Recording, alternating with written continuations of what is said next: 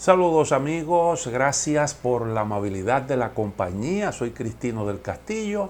Me complace darles la más cordial bienvenida. El de hoy será nuestro primer comentario en este 2025. Nos tomamos unas vacaciones, estamos ya de regreso con la intención de hacer más regulares nuestros comentarios, sobre todo sobre lo que ocurre en el mundo. Aunque con un poco de retraso, quiero aprovechar la oportunidad para desearles a todos un venturoso año 2025. Y quisiera en este primer comentario resaltar algunas de las cosas que han estado ocurriendo en Estados Unidos en este largo periodo de transición, que ya casi culmina.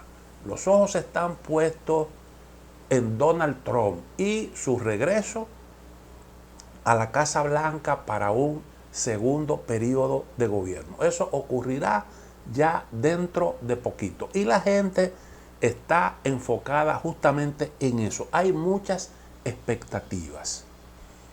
¿Qué es lo resaltante en este periodo de transición, de todo esto que ha ocurrido? Bueno, a mí me llama la atención. Yo creo que de alguna forma los presidentes salientes aprovechan para tomar una serie de decisiones, cosas que no le prestaron atención durante su mandato, pero yo creo que ha habido una tónica, que es la que ha predominado.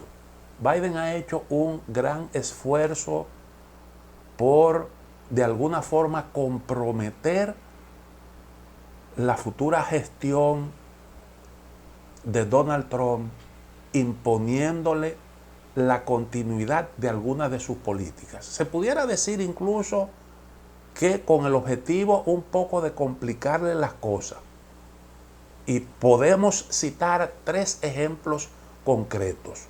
Uno es esa decisión que se adoptó casi al cumplirse 3 años del inicio de la guerra, no se había adoptado antes, de autorizar a Ucrania el uso de misiles de largo alcance. Lo que se entendió como una medida para producir una escalada del conflicto y generar ahí una situación que obligara a Donald Trump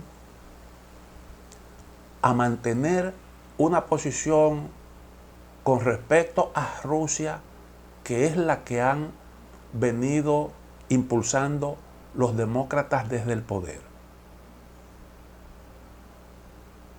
El presidente Putin se manejó con mucha cordura porque entendió el propósito de esa decisión. Y aunque produjo su respuesta, creo que inteligente y contundente, no se dejó colocar en el plano que pretendían los líderes occidentales, con Estados Unidos a la cabeza. Pues resulta que en Estados Unidos se celebraron elecciones. En esas elecciones se impuso Donald Trump. Y Donald Trump, durante la campaña electoral, presentó su visión sobre Ucrania, que fue la visión que resultó triunfadora en los comicios de noviembre pasado. Por tanto, uno entiende que la administración Biden debió tomar en consideración la voluntad del electorado estadounidense en lo relativo a ese conflicto ahí en Ucrania. Otro asunto que yo creo que también es cuestionable, la decisión que se adoptó con respecto a la perforación de nuevos pozos petroleros y para la explotación del gas en Estados Unidos. El presidente Biden amplió las áreas protegidas de Estados Unidos con el objetivo de evitar nuevos proyectos de explotación de los recursos naturales estadounidenses. Fue otro tema de campaña. Incluso ustedes recordarán que a Kamala Harris le acusaron de modificar su posición con respecto a este tema. Y ella prometió que no haría justamente eso que dispuso Joe Biden hace poquito, para dificultar a Donald Trump, que es el que siempre ha defendido la necesidad de explotar al máximo los recursos estadounidenses, incluyendo petróleo y gas. Y a mí me parece que esa es una decisión que está precisamente, bueno, Biden siempre ha tenido una posición con respecto a los asuntos medioambientales, pero ha sido un poco voluble en lo que tiene que ver con esto, porque en los últimos tiempos un poco flexibilizó su posición en ese sentido a la luz de la necesidad de ampliar el suministro de gas y petróleo a Europa. Donald Trump ha sido siempre el partidario de incrementar las exportaciones de productos energéticos para un poco desplazar a Rusia del mercado europeo. Ese es el segundo aspecto. Y otro tercer aspecto que se puede poner como ejemplo es lo que se ha adoptado, la decisión de sacar a Cuba de los países que promueven el terrorismo. Yo creo que es una decisión correcta. Yo defendí aquí la política de Barack Obama con respecto a Cuba, que fue la política que diseñó en gran medida Hillary Clinton, que habló de una política exterior inteligente y planteó que si la política con respecto a Cuba durante 60 años no había dado resultado, entonces había que hacer cosas distintas. Y se produjo ese cambio en el enfoque, en la política de Estados Unidos con respecto a Cuba. Se flexibilizaron las sanciones, ustedes recordarán el viaje de Barack Obama a La Habana, se firmaron acuerdos, incluso como consecuencia de eso, Raúl Castro se hizo a un lado. Eso fue parte de lo que se acordó. Toda una agenda de cambios que se iban a impulsar en Cuba. Luego Donald Trump dejó eso sin efecto. Yo creo que fue un error, pero Biden volvió al poder y no le dio marcha atrás, o mejor dicho, le dio continuidad a las decisiones de Donald Trump que endurecían la política estadounidense con respecto a Cuba. Y Cuba ha estado ahí durante esos 4 años de Biden en esa lista de países que promueven el terrorismo. Nunca se animó a corregir eso, pero lo hace ya cuando está a punto de vencerse su periodo de gobierno. Y eso tiene un propósito, yo creo que claro. Desde el punto de vista de lo que impulsa, de lo que motiva eso, yo creo que hay ahí una razón para cuestionar la legitimidad de eso, como otras decisiones que se han estado tomando. Bueno, ese aspecto nos llama la atención. Otra cosa, los pronunciamientos un tanto estrambóticos de Donald Trump.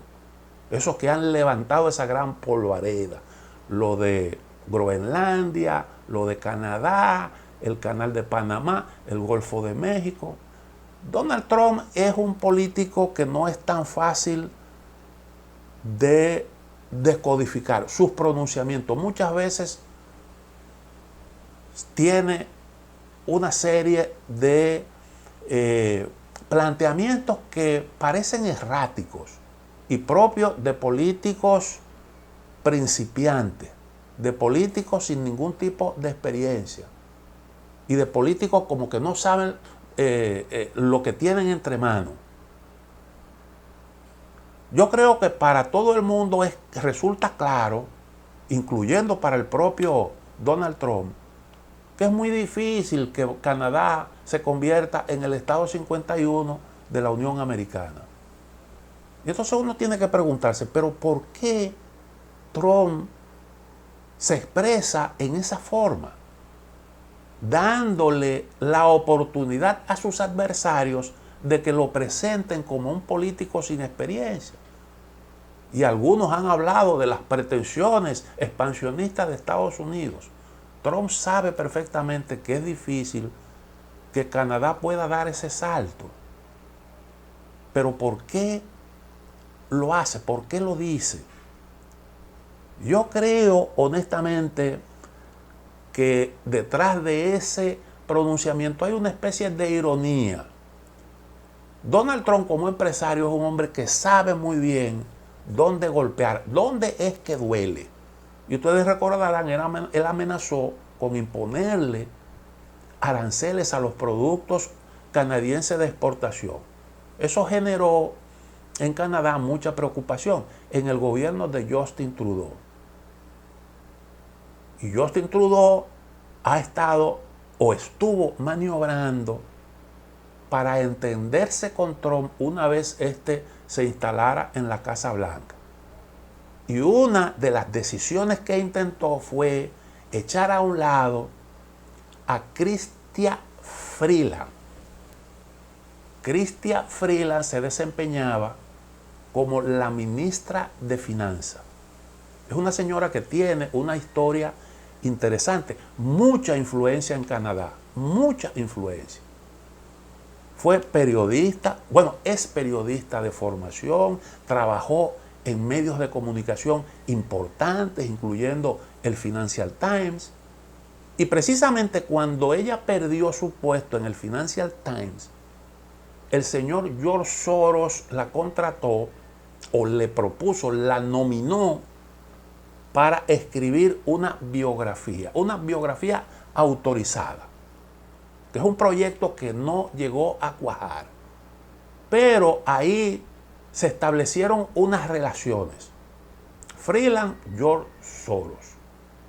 Esta señora es autora de un libro interesante. Ella tiene 2 libros que fueron muy comentados en su momento. Uno tiene que ver con el periodo de transición del comunismo al capitalismo de Rusia y ese proceso de saqueo de todas las riquezas de Rusia que se produjo durante ese periodo, que contó de alguna forma con la anuencia implícita del Fondo Monetario Internacional, que condicionó la ayuda a Rusia a la implementación de un programa de privatización de las empresas públicas. En la Unión Soviética, en Rusia concretamente, todo era público. Y bueno, aquello fue un saqueo enorme. Y ella describe muy bien ese proceso y cómo aparecieron en Rusia unos mega ricos, una oligarquía con un poder económico enorme. Y el otro libro también importante es el que tiene que ver con el fenómeno de las megarriquezas en el mundo, el rol de los megarricos, cómo la incursión de los megarricos, la concentración de la riqueza estaba cambiando el mundo y estaba cambiando la economía.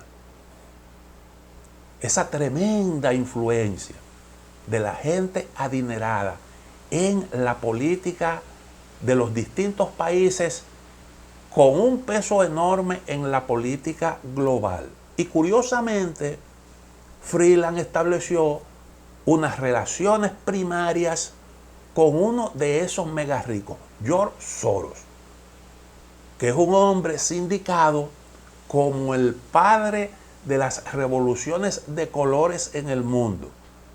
Dicen que estuvo detrás del golpe contra Yanukovych en Ucrania, aquellos acontecimientos del Maidán, la rebelión contra ese gobierno que dio al traste, esa manifestación que dio al traste con el gobierno de Víctor Yanukovych. El caso de Armenia, el caso de otros países donde se han producido estas revoluciones de color. A través de su fundación, Soros ha financiado movimientos de ese tipo y ha, pues, participado en el diseño de políticas en distintas zonas del mundo y ha inspirado una serie de movimientos con toda esa influencia que le da el dinero, su gran fortuna. Bueno, pues ese George Soros que estableció esas relaciones, dicen que Chrystia Freeland incursionó exitosamente en la política canadiense, primero como legisladora, gracias a esa amistad con Soros. Y ese George Soros es sindicado, fue acusado por Donald Trump de estar detrás de su sometimiento a la justicia en el estado de Nueva York. Porque el fiscal que tuvo esa iniciativa, su campaña para la fiscalía fue financiado, según dijo Trump en aquel entonces, por George Soros. Y él, una de las cosas que prometió en la campaña fue sentar a Trump en el banquillo de los acusados. Ustedes saben que en Estados Unidos, en algunos estados de la Unión Americana, los fiscales se escogen en elecciones. Y fue el caso de ese fiscal en Nueva York. Soros, conforme a lo que dijo Trump, habría financiado la campaña de ese fiscal, que cumplió su palabra y sentó a Trump en el banquillo de los acusados por el caso de la actriz porno Stormy Daniels. Una situación que otros investigadores desecharon porque entendían que ahí no había realmente un caso judicial. Y entonces, frente a esa situación, una ministra de Finanzas con unas relaciones primarias con ese enemigo del que dentro de poco será el presidente de Estados Unidos y que ha estado bailando en algunos pronunciamientos de gente muy cercana a Trump, como vamos a ver en un momentito, dijo, bueno, lo que a mí me conviene es hacer que esta señora se haga a un lado, valga la repetición de la palabra. Y entonces ahí se produce la renuncia de Chrystia Freeland. Pero la renuncia de Chrystia Freeland provocó un cisma dentro del Partido Liberal. ¿Por qué? Bueno, porque la popularidad de Justin Trudeau estaba en la mínima y no garantizaba un buen desempeño del partido en las próximas elecciones. Y lo forzaron a presentar su renuncia, que se va a producir tan pronto se den los pasos del lugar para buscar el sustituto. Quiere decir entonces que el pronunciamiento, el manejo de Donald Trump ya ha tenido un resultado en el caso de Canadá. Porque en Occidente, los países occidentales, los países europeos, Canadá, se involucraron de manera muy de cerca en la política estadounidense y apostaron por los demócratas y su candidata presidencial Kamala Harris. Kamala Harris perdió las elecciones y entonces, bueno, eso tiene también sus consecuencias. De alguna forma a Justin Trudeau le pasó lo que le ocurrió a Joe Biden. Los demócratas entendieron que no garantizaba el triunfo electoral, que Kamala Harris podría tener un mejor desempeño y lo hicieron a un lado. Trump ha conseguido eso. Yo creo que a pesar de los comentarios adversos que generó el pronunciamiento de Trump, pues ahí ustedes ven, pueden medir el estilo particular de este hombre. Lo otro es lo que dijo sobre Panamá. Bueno, todo el mundo sabe que Estados Unidos construyó el canal de Panamá. Estados Unidos tuvo la gestión del canal durante mucho tiempo. Es decir, se benefició de eso y además de eso ha sido el principal usuario de esa obra monumental. Ahora Trump se queja de que están cobrando una tarifa que es demasiado alta, pero es una tarifa con la que no se discrimina a nadie, no es exclusiva para Estados Unidos, sino para todo el que hace uso del canal. Pero ¿qué es lo que hay detrás? ¿Qué es lo que realmente preocupa a Donald Trump?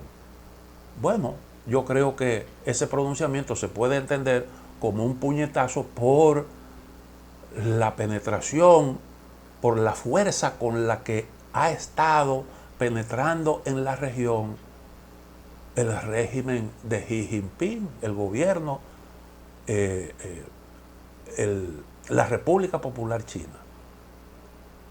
Resulta que de 5 puertos, China controla 2 de los puertos adyacentes al canal. Pero eso no es solo la situación de Panamá. Esa es la realidad que estamos viendo hoy en el mundo entero. China tiene en el mundo o el control o inversiones importantes en más de 100 puertos, en más de 100 países.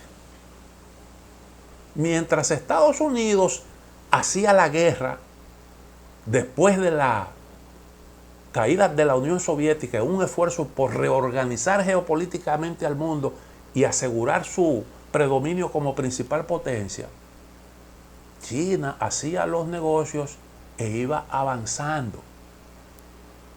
Y entonces Estados Unidos hacía la guerra, China hacía los negocios. Y hoy tiene inversiones importantes en puertos en Brasil, en el Perú, en Trinidad y Tobago, en Cuba y en la propia Panamá. Pero también en Europa, en el caso de España, tiene inversiones en un importante puerto de Alemania, el puerto de Hamburgo. Es propietaria de más del 50% del puerto más importante de Grecia. Tiene inversiones en puertos en Pakistán, en el África, Sudáfrica, Djibouti, Kenia. Es decir, la inversión que ha hecho China para conectar su economía con el resto del mundo en el marco de ese proyecto denominado la Ruta de la Seda ha sido enorme. Y Estados Unidos en 20 años se gastó 6 billones de dólares, millones de millones, haciendo la guerra, persiguiendo yihadistas en Afganistán, tratando de voltear las cosas en Oriente Medio, todas esas políticas fallidas y un dineral ahí invertido. Cuando Estados Unidos despierta, bueno, pues tiene esa situación. Y yo creo que el pronunciamiento de Trump sobre Panamá es así como hay que interpretarlo. Una preocupación por esa situación, que es una repetición de lo que él hizo en aquel momento cuando Panamá, República Dominicana y El Salvador casi al mismo tiempo decidieron romper relaciones con Taiwán y establecerla con la República Popular China.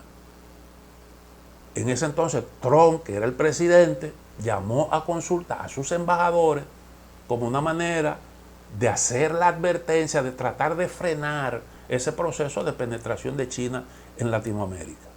Y como consecuencia de eso, un poquito después el presidente dominicano dijo que no se aceptarían inversiones de China en áreas estratégicas. Y con eso se desechaba un proyecto que se venía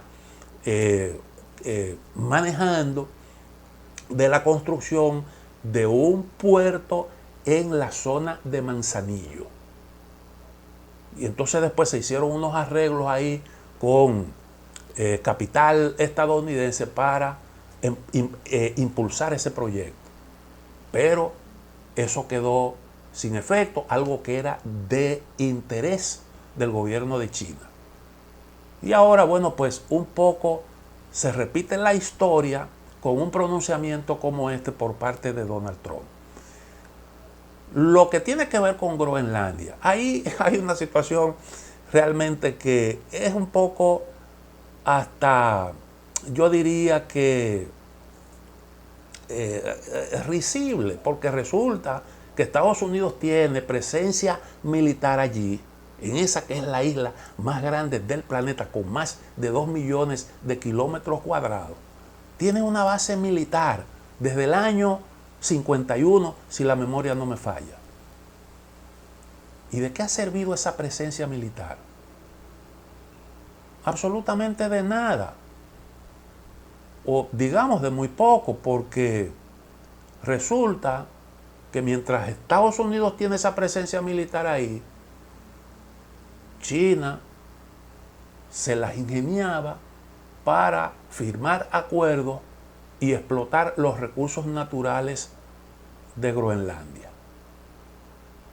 Y hoy tiene una participación importante en una empresa australiana que es la que tiene los contratos para explotar tierras raras y esos metales que son hoy imprescindibles para el funcionamiento de la nueva economía.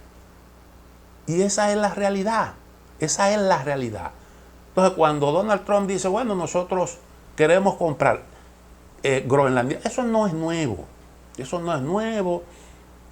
Hace bastante tiempo, muchas décadas atrás, que el tema se discutió. Hubo incluso una propuesta formal de pagar unos 100 millones en oro en la compra de Groenlandia. Eso no cuajó.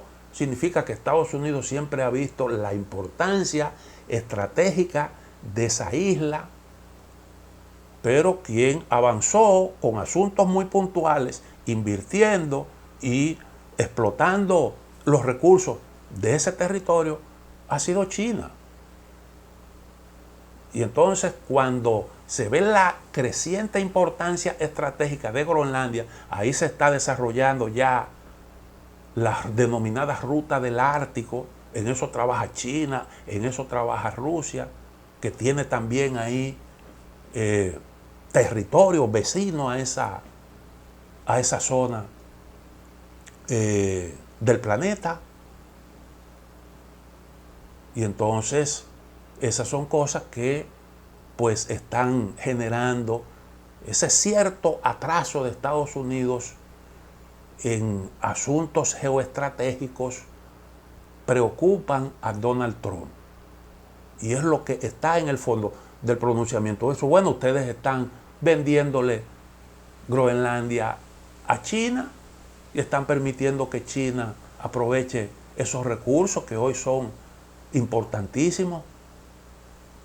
Yo entonces te compro. Pero mucha gente no entiende. Si usted interpreta literalmente lo que dice Donald Trump, no podrá fácilmente entenderlo, porque es un político un tanto atípico. Pero fíjense que él viene hablando de ese tema desde que fue presidente hace ya un tiempo. Es decir, él tiene la misma visión sobre este asunto cuando todavía no se hablaba como se habla hoy de esa nueva ruta comercial. Ya Trump tenía eso en mente. Y bueno, ese es otro aspecto que a mí me parece interesante. Bueno, me llama también la atención la participación de los megarricos en la geopolítica mundial, que es una participación cada vez más abierta. Los ricos siempre han sido cuidadosos, siempre han mantenido cierto bajo perfil, pero hoy la participación en la política es cada vez más abierta. Eso se hace vía los financiamientos, eso se hace a través de foros internacionales, de foros mundiales, pero también se aprovechan algunos mecanismos que existen y que conectan los intereses particulares, los intereses de esos grupos económicamente influyentes con las instituciones de los distintos países. Los ricos siempre han participado de la política de una manera importante. De una manera importante. Yo creo que la característica de hoy es que prácticamente los ricos han cooptado a los políticos. Usted tiene el caso de los mega ricos rusos y de los mega ricos chinos. Allí también hay gente de dinero, de mucho dinero, porque el problema de la concentración de la riqueza no es exclusivo de las grandes potencias occidentales. Eso también está ocurriendo con China, está ocurriendo con Rusia. Pero a diferencia de lo que está pasando en el bloque occidental, en Rusia la política mantiene a raya al empresariado. Y en China ni se diga. A pesar de que participan del poder, pero hay una separación clara, una línea bien establecida, bien definida. Entonces estamos viendo cómo la influencia se hace cada vez más abierta y es cada vez más notoria. Usted vio, por ejemplo, en el pasado la Comisión Trilateral, que fue una iniciativa de David Rockefeller. A través de esa comisión los ricos planteaban sus posiciones y tenían una gran influencia en las cosas que se discutían y que se decidían en el mundo entero. Siempre ha sido así, pero la posición de los mega ricos es cada vez más determinante. Entonces usted tiene como ejemplo ahí a Elon Musk, el hombre más rico del planeta. Yo no estoy diciendo que el trumpismo sea el que tenga más apoyo de los grandes capitalistas. Creo que es el Partido Demócrata que tiene el apoyo del capital financiero, del complejo militar industrial, de Wall Street. Pero el trumpismo y los republicanos tienen también el apoyo de sus mega ricos. Y uno de esos es Elon Musk. Y tiene una participación muy destacada. Es parte del equipo que se va a instalar ahora en el gobierno con Donald Trump. Le han encomendado la modernización del Estado y eso pasa por el desmonte del denominado Estado profundo. Pero resulta, curiosamente, que Elon Musk, como Ramaswamy, son parte de ese Estado profundo. Y el trumpismo y los republicanos tienen también el apoyo de gente influyente, del poder económico. Pero a mí me resulta realmente curioso un hombre como Elon Musk, que es dueño de Starlink. Starlink es propietaria, esa empresa es propietaria de más de 6.000 satélites que vuelan a baja altura y que conectan con internet de banda ancha al mundo entero.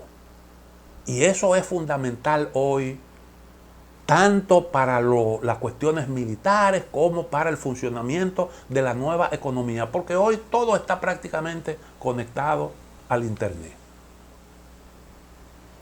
Y ese hombre es el propietario de 6.000 satélites de los 9.000 y tantos que tiene Estados Unidos.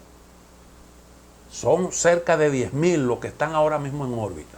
Y de eso Estados Unidos tiene unos 9.000. El resto lo tienen China y Rusia fundamentalmente. China desplazó a Rusia del segundo lugar. Y ha estado demostrando grandes avances en lo que tiene que ver con eso. Pero Estados Unidos sigue siendo el país con más influencia en esa área, el más avanzado. Y ese eso le da a Elon Musk un enorme poder. Porque además de eso también es propietario de la plataforma de red social Twitter, que hoy se llama X, y que tiene millones y millones de usuarios en el mundo entero. Eso da una tremenda influencia.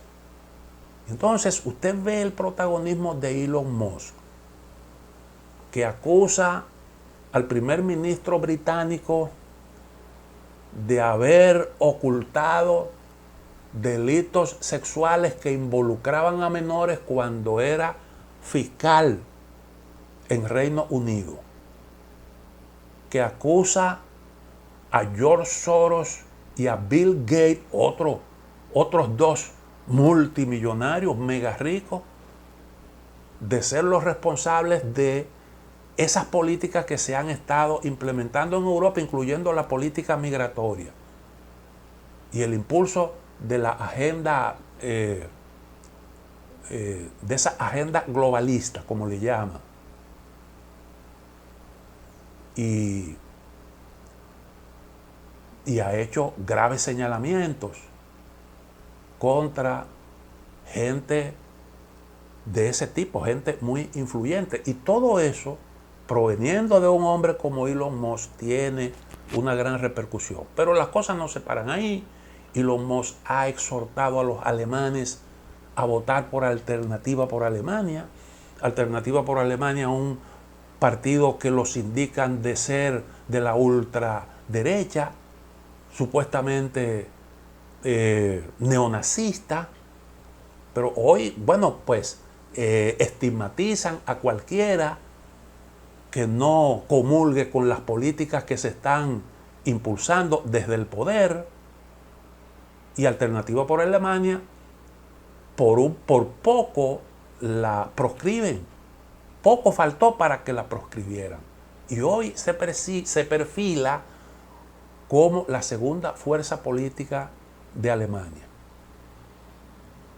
Se opone al apoyo que le han estado dando a Ucrania, se oponen a las sanciones contra Rusia, hablan de ponerle fin al conflicto en Ucrania y tienen esa posición que, bueno, pues algunos dicen que se explica porque son pro Putin. Entonces Elon Musk hizo ese otro pronunciamiento y eso se puede entender como parte de esos esfuerzos para provocar cambios políticos importantes en Europa, justamente como parte de un esfuerzo para lograr que todos los aliados del bloque occidental se alineen con las posiciones trumpistas. Musk saludó la renuncia de Justin Trudeau como primer ministro de Canadá.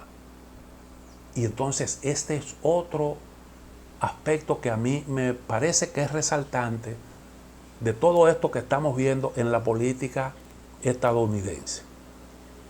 Otro asunto es lo que tiene que ver con la ratificación de los nominados por Donald Trump para ocupar determinadas posiciones. Particularmente la designación para el ministerio o como secretario de Estado y como directora, la señora que fue nominada por Trump para ocupar esa posición. La acusan de ser pro Putin, de ser una agente de Vladimir Putin, la que va a dirigir el organismo responsable de coordinar todas las agencias de inteligencia de Estados Unidos. Estamos hablando del Servicio Nacional de Inteligencia, estamos hablando de la CIA, estamos hablando del FBI, que es realmente una posición de primera importancia. Y entonces esas cosas se están discutiendo, esos nombramientos se están discutiendo en el Senado de los Estados Unidos. ¿Cuál es el procedimiento? Bueno, el Senado tiene comisiones en distintas áreas, en lo que tiene que ver con los temas de defensa, lo que tiene que ver con temas de justicia, etc. Y esas comisiones son las responsables de discutir, de aprobar las nominaciones hechas por el presidente en esa área específica. Y entonces, ¿cuál es el procedimiento? Bueno, el presidente nomina, esas comisiones examinan las nominaciones, las discuten en sesiones que son públicas, luego hay una votación, después de que se escucha al nominado, si hay que escuchar testigos, se escuchan los testigos, y entonces después se procede a la votación. La decisión se toma por mayoría simple. Una vez se decide sobre la nominación, eso va al Pleno del Congreso. Y el Pleno del Congreso se reúne tan pronto se instala en su nueva versión, porque una parte del Congreso se renovó en las pasadas elecciones de noviembre y la composición será distinta, pero el proceso comienza antes de esa renovación, porque usted no puede retrasar los nombramientos. Y entonces se han estado diciendo muchas cosas en el marco de las sesiones para discutir las nominaciones. Y ha llamado mucho la atención todo eso que se ha dicho alrededor de la escogencia del que es propuesto como nuevo secretario de Defensa y la señora que llamen. Son las dos nominaciones más polémicas. Al primero se le acusa de abusar del alcohol, se le vincula a abusos de menores, acusaciones sumamente graves. Él entiende que eso es parte de una campaña, es un hombre leal a Donald Trump, ha hecho algunos pronunciamientos que no gustan en la fila de los demócratas, sobre todo lo que tiene que ver con Ucrania, algunos manejos del Departamento de Defensa, y a la señora que ya aludí, se le vincula, se le tilda de ser una agente del gobierno ruso. Y entonces a mí me llama la atención todo esto que se ha estado batiendo en este proceso. Pues resulta que esa comisión de inteligencia es la responsable de supervisar la CIA, de supervisar el FBI. Ustedes recordarán, el FBI tuvo una participación activa en la investigación del caso del hackeo por parte de Rusia de la plataforma de la Comisión del Partido, de la Comisión Nacional del Partido Demócrata. Esa injerencia que alegadamente tuvo Rusia en ese proceso y la conexión que pudo haber tenido Donald Trump con esa actividad de Rusia y con esa interferencia. El fiscal especial que conoció, que investigó ese caso, ese vínculo supuesto de Trump con los rusos, determinó que la investigación del FBI estuvo sesgada, muy sesgada, y que se inició sobre bases sumamente frágiles y prácticamente sobre asuntos inventados. Y ahí quedó en tela de juicio la imparcialidad del manejo del actual director del FBI de este asunto, que fue un hombre nominado por Donald Trump. Lo nominó, lo designó en el 2017. Y él debía estar en el puesto hasta el 2027, porque los directores del FBI se escogen por 10 años. Pero él ha dicho que se va tan pronto termine el mandato de Joe Biden, precisamente por las diferencias que tuvo con Donald Trump. Pero además de eso, ese director del FBI fue el que manejó el asunto de los papeles, de los documentos confidenciales que se llevó para su casa Donald Trump tan pronto terminó su mandato presidencial. Y fue el hombre que autorizó el allanamiento de la casa que se hizo en Mar-a-Lago, la residencia de Donald Trump. Y fue el hombre que dijo, o el FBI dirigido por él, fue el que dio la versión de que Donald Trump compartió con invitados de él en el club de golf de Mar-a-Lago algunos de esos documentos altamente confidenciales, y que el abogado de Donald Trump había hablado mentira, había tratado de confundir al FBI sobre el asunto de esos documentos. Y eso también se interpretó como un manejo sesgado que pretendía producir un efecto en el proceso electoral de Estados Unidos. Pero el FBI también tuvo que ver con el caso Hunter Biden, porque ustedes recordarán, Hunter Biden tuvo problemas con su laptop personal, la dejó en un taller, el técnico que la examinó hizo una copia del disco duro, ahí habían unos correos electrónicos altamente comprometedores, según las cosas que se dijeron en aquel entonces, y que ponían en evidencia unas relaciones de Hunter con empresarios ucranianos, y que eso ponía también en evidencia que el presidente Biden, cuando era el vice de Obama, había pues traficado con influencia para beneficiar a Biden y para beneficiarse personalmente de situaciones ahí en Ucrania. El FBI investigó esa situación, incautó la computadora de Hunter Biden. De esa computadora no se volvió a saber. El FBI luego presionó, eso es lo que se dijo en aquel entonces, a los gerentes de la red social Twitter, que publicaron un informe detallado del New York Post sobre este caso y lo obligaron a sacarlo, a eliminarlo de la red social. Y todo eso se presentó como limitaciones a la libertad de expresión.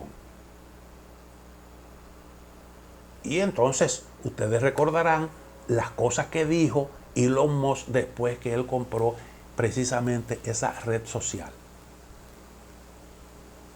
Bueno, pues el presidente Biden indultó a su hijo por todo lo que pudo haber cometido en el pasado.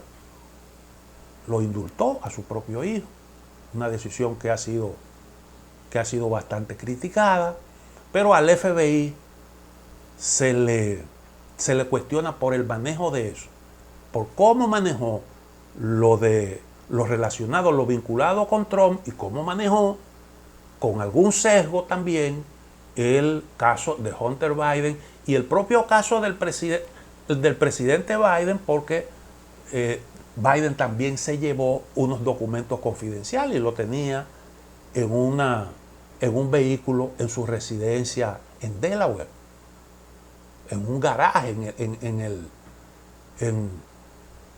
el baúl de un vehículo.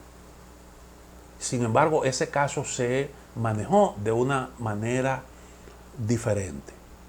Bueno, pues todo esto ha estado como telón de fondo de estas discusiones. en Estados Unidos, como la política está, como está, con todo esta polarización, los distintos nombramientos a cargos importantes son asuntos cada vez más sensitivos. Y hay quienes se preguntan si realmente algunos de estos nominados, gente leal a Donald Trump, que Donald Trump los ha escogido precisamente para cuidarse de gente como ese que hoy está todavía en el FBI, porque cuando Donald Trump habla del Estado profundo, lo hace en base a experiencias personales, porque muchos de los que él llevó a posiciones importantes intentaron boicotear sus políticas y algunos incluso lo traicionaron. Algunos incluso lo traicionaron. Y entonces él anda buscando gente comprometida con su proyecto, gente de mucha confianza, y hay grupos que quieren bloquear esos nombramientos. Y ese es otro aspecto también que yo creo que es resaltante en los actuales momentos. Está la cuestión del manejo, la forma en que Donald Trump pudiera manejar la situación, el tema del conflicto en Ucrania. Yo quiero dejar ese tema para un programa especial, porque es un tema grueso, la exposición se me haría bastante larga y voy a enfocarlo en un programa especial que voy a hacer sobre el tema, las posibilidades, las variantes que de alguna forma se han estado manejando, cómo pudiera realmente terminar la guerra en Ucrania, cuál es el margen de maniobra que tiene Donald Trump. Eso será, creo que, el tema del próximo programa que haremos. Un saludo cordial para todos.